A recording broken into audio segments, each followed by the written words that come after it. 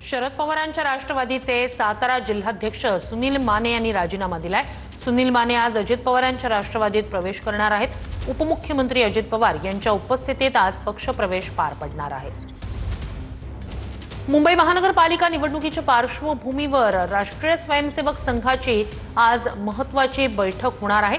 सकाळी 9 वाजता विलेपार्ले येथे ही बैठक पार पडणार आहे। मुंबईतील भाजपचे महत्त्वाचे नेते आणि पदाधिकारी या बैठकीला उपस्थित राहणार आहेत।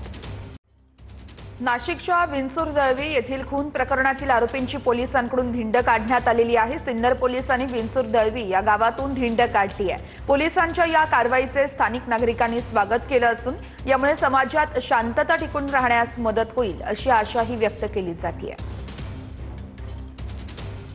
कोल्हापूरच्या शिरोळ तालुक्यामध्ये ऊस दर आंदोलन आणखी चिघळले। आंदोलन कार्यकर्ते आणि पोलिसांमध्ये बाचाबाची झाली आहे। घटनेमुळे मध्यरात्री शिरोळमध्ये काही काळासाठी तणावाची स्थिती देखील या ठिकाणी निर्माण झाली होती। पोलिसांनी बळाचा वापर करत आंदोलकांना पांगवण्याचा प्रयत्नही केला।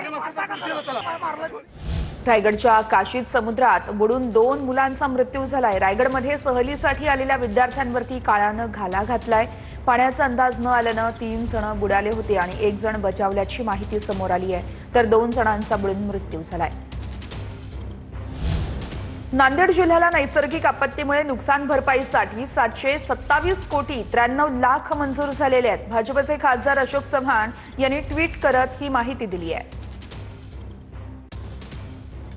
राज्य निवडणूक आयोगाकडून प्रमुख प्रचारकांच्या संख्येत वाढ करण्यात आली आहे। राजकीय पक्षांना आता 20 ऐवजी 40 प्रमुख प्रचारक हे नेमता येतील। राजकीय पक्षांच्या मागणीनंतर निवडणूक आयोगाचा हा मोठा निर्णय आहे। स्टार प्रचारकांची मर्यादा आता 20 वरून 40 वर करण्यात आली आहे।